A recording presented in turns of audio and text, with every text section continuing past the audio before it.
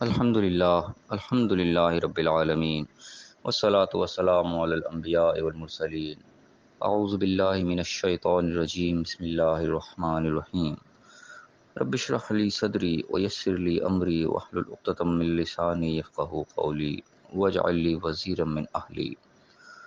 محترم سامعین، السلام علیکم ورحمۃ اللہ وبرکاتہ۔ الحمدللہ، قرآن پاک کا مطالعہ ہمارا جاری ہے۔ سورہ آل عمران کی آیت نمبر 99 تک ہم پڑھ چکے ہیں۔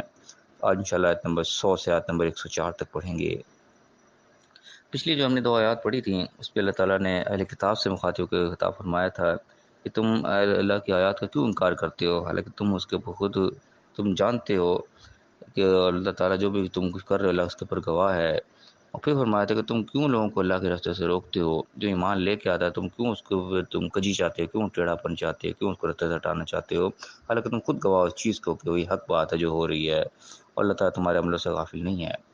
یہ اللہ تعالیٰ نے اہل کتاب سے مخاطب کو فرمایا تھا۔ اب آج کی آیت میں یہاں پہ اللہ تعالیٰ ایمان والوں سے مخاطب ہے، یا ایھا الذین آمنوا والی اہم آیت ہے۔ دیکھتے ہیں آج کی آیات میں اللہ تعالیٰ نے ہمیں کیا حکم فرمایا ہے۔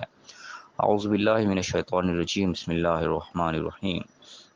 یا ایھا الذین آمنوا، اے ایمان والو، اے ایمان کے دعوے دارو جو اپنے آپ کو ایمان والا کہتے ہو، سن لو کیا کہہ رہے اللہ تعالیٰ، ان تطیعوا فریقا من الذین اوتوا الکتاب یردوکم بعد ایمانکم کافرین، کہ اگر تم ان اہل کتاب میں سے جن کو کتاب دی گئی ہے ان میں سے ایک فریق کے پیچھے لگ جاؤ گے، اس کے اطاعت کرنے بیٹھ جاؤ گے، اس کا حکم ماننے بیٹھ جاؤ گے، تو تمہارے ایمان کے بعد تمہیں دوبارہ کافر بنا دیں گے۔ اب یہاں پہ اللہ تعالیٰ جی بتا رہا ہے کہ تو ان کو لوگوں کو کتاب دی گئی ہے، ان کی ایک جماعت کے پیچھے تم نہیں لگ جانا کہ بس ٹھیک ہے اسی کو اپنا بڑا مان لینا کہ بس جو یہ کہہ رہی ہے ہم نے تو وہی کرنا ہے۔ اب آج یعنی کہ افسوس کا مقام ہمارے لیے کہ آج ہم انہیں یعنی کہ اہل کتاب کو ہی سمجھو کہ ہم نے اپنے اوپر بٹھا رکھا ہے، جو اپنے آپ کو یہودی عیسائی کہنے والے، آج انہیں کے آرڈر کے پیچھے ہم چل رہے ہیں۔ ہمیں ورلڈ بینک ہمیں آرڈر دیتا ہے یوں کرو، آئی ایم ایف ہمیں آرڈر دیتا ہے یہ کرو، حکومتی سطح پر ہم وہی کام بھی کر رہے ہوتے ہیں۔ تو یہ چیز ظاہر ہے کہ آہستہ آہستہ ہمیں ایمان سے کفر کی طرف لے کے جا رہی ہے، اللہ کی نافرمانی ہمارے اندر بڑھ رہی ہے اس چیز سے۔ جو اللہ کا حکم نہیں مان رہے، اپنے عوام پہ ہم ظلم کر رہے ہیں، اپنے لوگوں کے اوپر وہ چیزیں نافذ کر رہے ہیں جو کہ اسلام کے خلاف یا ظلم پر مبنی چیزیں ہیں۔ کس کے حکم پہ؟ انہیں کافروں کے حکم پہ جو کہ اہل کتاب بھی اپنے آپ کو کہتے ہیں۔ یہ یعنی کہ ایک بڑے لیول پہ دیکھیں تو یہ کام ہو رہا ہے۔ اس سے ہم نیچے چھوٹے لیول پہ آ جائیں، ہم آپس کی ہماری جو فرقہ بندیاں ہیں، آپس میں ہماری جو دشمنی ہے جو اندر اندر چلتی ہیں، انہیں بھی دیکھا جائے تو ایک وہی کام ہو رہا ہے کہ اتل کتاب میں تو ہم بھی، ہمیں کتاب دی گئی ہے ہمیں بھی، ان میں سے بھی ایک فریق کے ہم پیچھے لگ جاتے ہیں، اپنا فرقہ جو ہم نے بنا رکھا ہے بس اسی کے پیچھے اسی کے اطاعت میں لگ جاتے ہیں، وہ جو کہہ رہا ہے ہم نے وہی ماننا ہے، دوسری کے نام نے سننی ہے، نہ سمجھنا ہے، نہ کوئی کو دیکھنا ہے کہ کوئی صحیح کہہ رہا ہے یا غلط کہہ رہا ہے، ایک فریق کے پیچھے ہم لگ گئے۔ یہ چیز بھی ہمیں جو ہے اللہ کے فرما برداری سے نکال کے نافرمانی کی طرف لے جاتی ہے۔ فرقہ بدر ویسے ہی یعنی کہ اسلام میں منع ہے، اور یہ یعنی کہ اس طریقے سے ہوتا ہے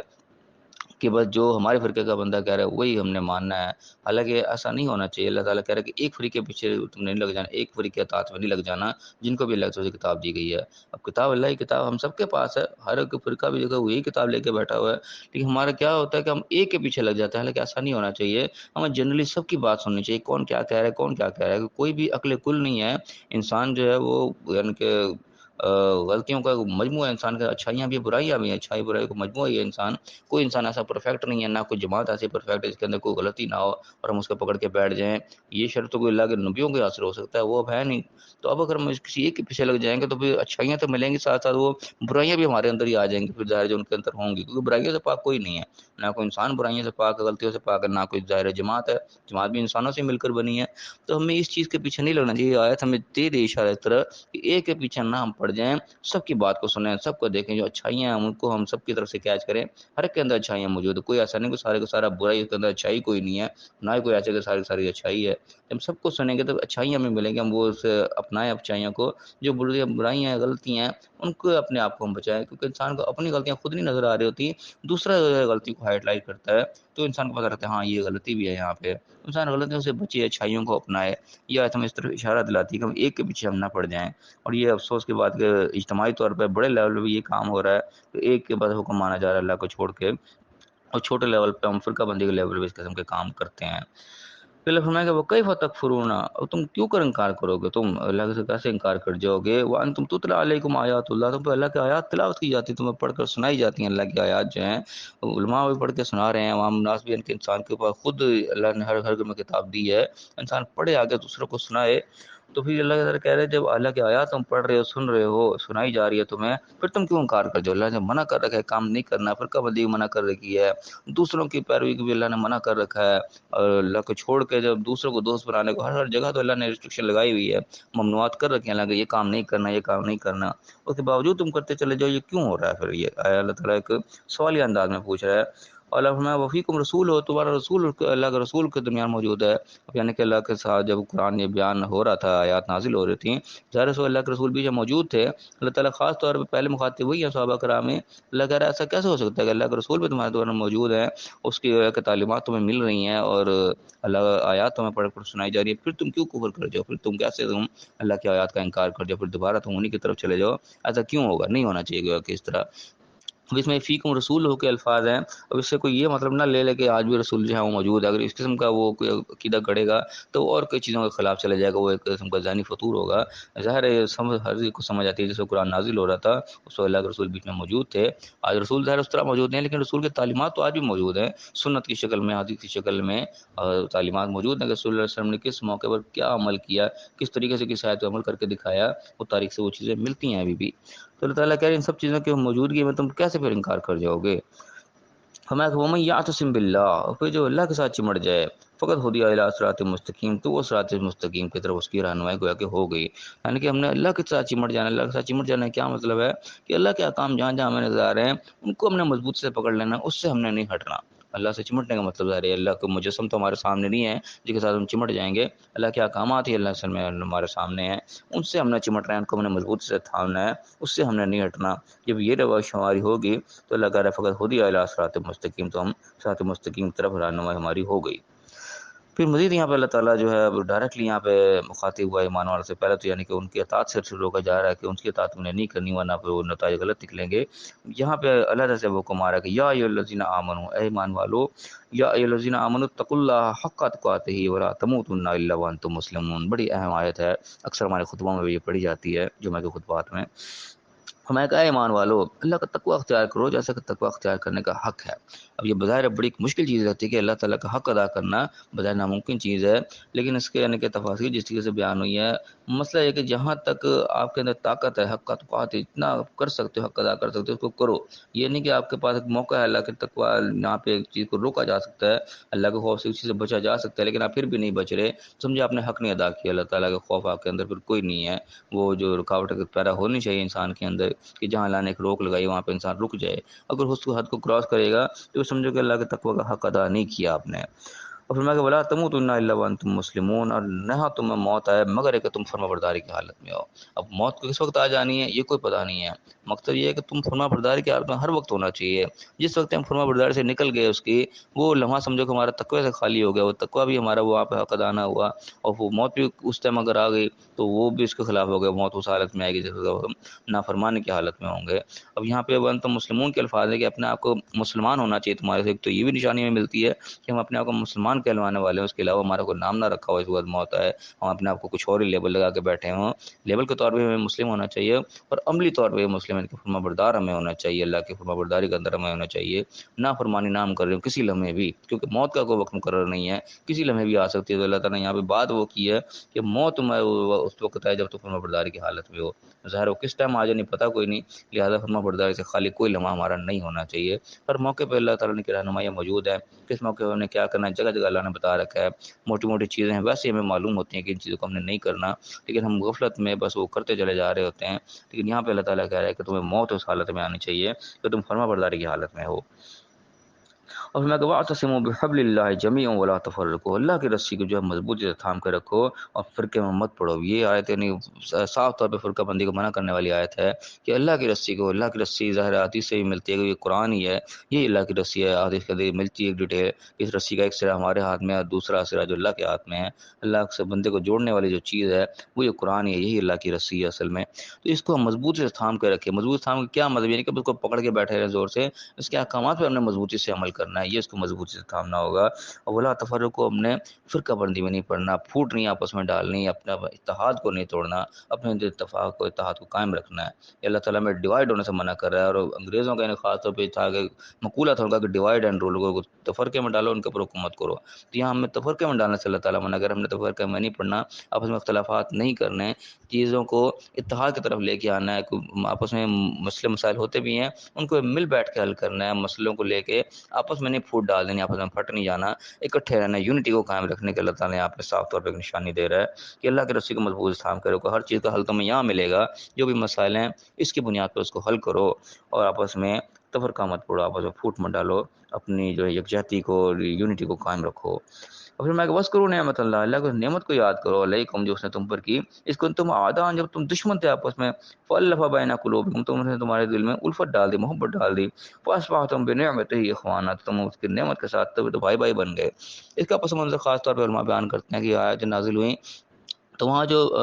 عرب کے قبائل تھے آپس میں لڑا کرتے تھے برے طریقے سے، ان کے خون ریزیاں چلا کرتی ہیں، سالوں سال سے صدیوں سے چلی آ رہی ہوتی تھی۔ یہ اللہ کی جو توفیق سے، جو اللہ کی کتاب سے برکت جو ان کے اوپر پڑی، جب اللہ کے حکام کو انہوں نے دیکھا، اللہ کا خوف دل میں پیدا ہوا، تو آپس میں بھائی بھائی بن گئے آپس میں، اور بھائی بھائی ایسے بنے کہ وہ مدینے کے لوگ جو تھے آپس میں انصار ایک ہو کے انہوں نے مہاجرین کی بھی ایسی مدد کی جیسے سگے بھائی آپس میں مدد نہیں کرتے، اس طرح انہوں نے مہاجرین کی مدد انہوں نے انصار نے کی، یعنی کہ پہلے انصار آپس میں ایک ہوئے، بھائی بھائی ہوئے، پھر انہوں نے مہاجرین کو آپس میں بھائی بھائی بنایا۔ یہ اللہ کی توفیق سے اس قرآن کی جو ہے معجزے کے طور پہ یہ چیز وجود میں آئی۔ اللہ تعالیٰ اس کو یاد کرا رہے کہ دیکھو یہ اللہ کی نعمت تم پر ہوئی کہ تم دشمن تھے آپس میں، پھر تمہیں اللہ نے بھائی بھائی بنا دیا۔ اور میں کنتم علی شفا حفرۃ من النار، تو بالکل آگ کے کنارے کے اوپر تھے، کہ اس حالت میں موت آ جاتی تو گئے تھے آگ میں، آپس میں دشمنی میں ایک دوسرے کو قتل کر رہے تھے، انسانی جان کو اس قدر قیمتی چیز ہے تم یوں ضائع کر رہے تھے اس کو، تو آگ کے کنارے پر تھے، تم فانقذکم منھا، تو اللہ نے تمہیں اس سے بچا لیا، اس آگ میں جانے سے تم بچ گئے کہ موت سے پہلے پہلے تمہیں ہوش آ گئی اور تم آپس میں بھائی بھائی بن گئے۔ پھر میں کذالک یبین اللہ لکم آیاتہ، اس طرح اللہ تعالیٰ اپنی آیاتوں پر واضح کر کے بتاتا ہے لعلکم تہتدون، تاکہ تم ہدایت پاؤ۔ اب یہاں پہ خاص طور پہ ایک چیز جو نظر آ رہی ہے کہ قرآن کی برکت سے اللہ تعالیٰ یہ کہہ رہا ہے کہ تم آپس میں بھائی بھائی بن گئے۔ اب یہاں ہم آپس میں دیکھیں کہ اس وقت ہماری جو فرقہ بندی آپس میں، ہم آپس میں بھائی بھائی ہیں، ہم بالکل ایک دوسرے دشمنوں کی طرح ہیں، ایک دوسرے کو ہم کاٹ کھانے کو دوڑتے ہیں، بالکل کوئی بھائی چارے کا عنصر ہمارے اندر نظر نہیں آتا، خاص طور پہ فرقہ بندی کی لعنت کی وجہ سے۔ حالانکہ سب گھر سے قرآن لے کے بیٹھا ہوا ہے، ہر کسی کے پاس قرآن موجود ہے، اپنی طرف سے قرآن کی تفاسیر بھی بیان کر رہا ہے، قرآن کی تعلیم دے رہا ہے، لیکن اس کا وہ رزلٹ نہیں ہے جو اللہ تعالیٰ رزلٹ یہاں پہ بیان کر رہا ہے۔ اس کا مطلب یہ ہے کہ ہم قرآن سے صحیح معنی میں استفادہ حاصل ہی نہیں کر رہے، ہم اس کو اس طریقے سے پڑھ نہیں رہے، عمل نہیں کر رہے جس کا حق ہے، اور نہ اس طریقے سے اگر کر رہے ہوتے تو یقین رزلٹ بھی وہی ہوتا ہے۔ اس لیے وہ جانی دشمن آپس میں بھائی بھائی بن گئے تھے، تو آج بھی ہم یہ جو آپس میں بٹے ہوئے ہیں یقیناً بھائی بھائی بنیں گے اگر ہم اس طریقے سے عمل کریں گے جس طریقے سے اللہ نے قرآن میں ہمیں حکم دیا، اس طریقے سے صحابہ کرام نے عمل کیا تھا۔ ہمارے عمل کے اندر یقیناً کمزوری ہے، اس چیز کے ہمیں اللہ سے دعا کرنی چاہیے کہ اللہ ہم کیا ترین کتاب ہم پڑھ رہے ہیں، کس طریقے سے ہم عمل کر پا رہے کہ ہمارے وہ رزلٹ نہیں نکل رہا، ہمیں اللہ تعالیٰ وہ توفیق دے کہ ہم اللہ کی قرآن کو، کتاب کو اس طرح سے سمجھے، اس طرح سے عمل کریں جس طرح صحابہ کرام نے عمل کیا، اور وہ رزلٹ ہمیں نظر آئے جو صحابہ کرام کے اندر نظر آئے کہ دشمن جو تھے آپس میں بھائی بھائی بنے۔ آج ہم ایک دوسرے کو دشمن بنے پھر رہے ہیں، ہم اللہ کی توفیق سے بھائی بھائی بنے، ہمارے اندر ایسا ماحول پیدا ہو کہ ہم قرآن کے اوپر ہم اکٹھے ہوں، اور پھر دوبارہ وہ بھائی بھائی والا معاملہ جو ہے وہ پیدا ہو جو کہ اس وقت پیدا ہوا تھا، جس کی اللہ نے مثال دیا یہاں پہ۔ اللہ تعالیٰ ہمیں وہ توفیق دے کہ ہم اس طریقے سے دوبارہ بھائی بھائی بنے۔ اس میں اللہ نے فرمایا کہ وَلْتَكُن مِّنكُمْ أُمَّةٌ يَدْعُونَ إِلَى الْخَيْرِ، تمہارے اندر ایک جماعت ایک ہونی چاہیے ایسی جو کہ بھلائی کی طرف بلانے والی ہو، یَأْمُرُونَ بِالْمَعْرُوفِ، اور معروف کا، اچھی باتوں کو حکم دینے والی ہو، وَيَنْهَوْنَ عَنِ الْمُنکَرِ، اور منکرات سے، برائی سے روکنے والی ہو۔ یہ ایک جماعت کی طرف اللہ تعالیٰ اشارہ کر رہا ہے۔ اسی جماعت کو لے کے یعنی کہ ہمارے یہاں تبلیغی جماعت وغیرہ کچھ چیزیں بنائی گئی ہیں کہ انہوں نے اپنی آپ کی ذمہ داری لگا لی کہ ہم یوں کریں، لیکن اولین جو بیسکلی ذمہ داری آتی ہے یہ حکومتی لیول پہ ذمہ داری آتی ہے، جو حکمران ہے اس کی ذمہ داری ہے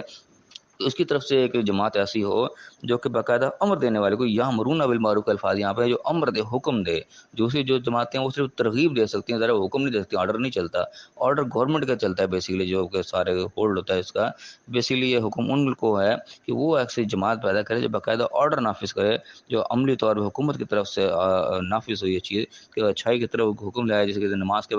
وقت آیا ہے، آرڈر ہو گورنمنٹ کی طرف سے کوئی دکان کھولی نہ، کوئی کاروبار نہ کرو، کوئی آفس اس ٹائم نہ کھلاؤ، نماز کو سب نماز کے لیے جا رہے ہوں، یا کوئی برائی کہیں پہ نظر آ رہی ہے اس کو گورنمنٹ اپنے زور سے اس کو روکے کہ کوئی شراب خانہ نہ نظر آئے، کوئی جوا خانہ نہ نظر آئے، کوئی ایسا اڈا نظر نہ آئے جہاں پہ کوئی فحاشی کوئی برائی ہو رہی ہے، اس کو گورنمنٹ کی طرف سے آرڈر سے روکا جائے۔ کوئی چھوٹی چھوٹی جماعتیں تنظیمیں یہ تو صرف ترغیب ہی دلا سکتی ہیں، آرڈر تو ان کا نہیں چلے گا، لیکن یہاں پہ یامرون کے الفاظ ہیں، آرڈر کے الفاظ ہیں، تو ظاہر ہے پہلا حکم یہ حکومتی لیول کے اوپر جاتا ہے، ان کو یہ چیز پیدا کرنی چاہیے۔ اور دوسرے ایک یہ چیز آ جاتی ہے کہ ایک جماعت بھی اس قسم کی کر رہی ہوگی، ایک قسم کا فرض کفایہ کے طور پہ ہوگا کہ باقی طرف سے بھی ایک قسم کا وہ حکم ایک قسم کا ساقط ہوتا ہے۔ باقی انفرادی طور پہ ہر شخص کو یہ چاہیے کہ وہ برائی کو دیکھ کے اور روکے اور نیکی کا حکم دے۔ تو یہاں پہ اللہ تعالیٰ اس سے ترغیب دلا رہا ہے کہ جماعت لازمی اس قسم کی ہونی چاہیے جو کہ اچھائی کی طرف بلانے والی ہو، اچھائی کو حکم دینے والی اور برائی سے روکنے والی، برائی کو روک دے، اس چیز کو اتنی طاقت ہونی چاہیے۔ وہ اولئک هم المفلحون، یہ ہیں اصل میں فلاح پانے والے لوگ جو کہ یہ ذمہ داری نبھائیں گے۔ تو انسان آخرتی کامیابی چاہتا ہے تو یہ ذمہ داری کہ یہ عمل اس کے اندر لازمی ہونا چاہیے کہ لوگوں کو اچھائی کی طرف بلائے، اچھائی کا حکم دے باقاعدہ۔ اب ظاہر حکم ہر ایک پتہ نہیں دیا جاتا، لیکن اپنے سے نیچے لیول پہ اس پہ حکم دیا جا سکتا ہے۔ میں ہوں، میں اپنے گھر والوں پہ حکم دے سکتا ہوں، اپنی فیملی پہ حکم دے سکتا ہوں، یا جو کوئی بڑا ہے اپنے ماتحت جو بھی ہے اس کے اوپر کا حکم چل سکتا ہے۔ جہاں تک اس کا حکم چلنا چاہیے وہاں پہ وہ چلائے اس چیز کا حکم، اور زور کے ساتھ اللہ کے دین کو نافذ کرے۔ جس کے اوپر جس طرح میں اپنے بچوں پہ میرا حکم چلے گا، میں جو آرڈر دوں گا وہ کریں گے، تو جو جس لیول کے اوپر ہے وہ اس کو اس چیز کا آرڈر کرنا چاہیے کہ وہ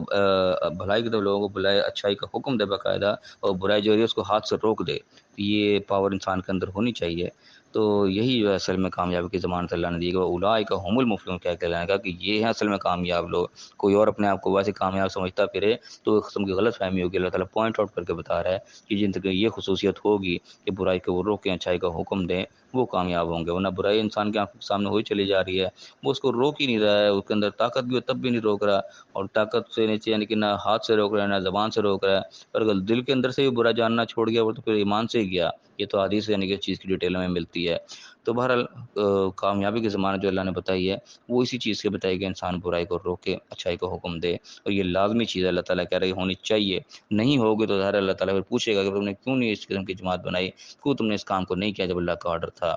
تو یہ یعنی کہ بہت سارے پوائنٹ ہیں سمجھنے والے، اللہ تعالیٰ جگہ جگہ کھول کھول کے ہمیں چیزیں بتا رہا ہے۔ ہم اپنے عمل کو مضبوط سے مضبوط تر کرتے چلے جائیں۔ آرڈر جو ہے یہ سب سے پہلے ہم اپنی ذات پہ نافذ کریں اس چیز کو، اس کے بعد جو اپنے ماتحت ان پہ کریں۔ ہر شخص اپنے اپنے لیول پہ کام کرے، حکومتی لوگ حکومتی لیول پہ کام کرے، اس سے نیچے لوگ جس چیز کا جہاں تک اس کے کہنا چاہیے دائرہ کار ہے اس کے اندر اس کو کام کرنا چاہیے۔ اللہ تعالیٰ نے آرڈر جنرلی دیے ہیں، جس کے اوپر جو آرڈر اپلائی ہوتا ہے اس کو وہاں تک عمل کرنا چاہیے۔ اللہ تعالیٰ ہم صحیح سمجھنے کی، صحیح عمل کرنے کی توفیق عطا فرمائے، اور دنیا اور آخرت دونوں جگہ کامیاب فرمائے۔ آمین۔ وآخر دعوانا الحمد للہ رب العالمین۔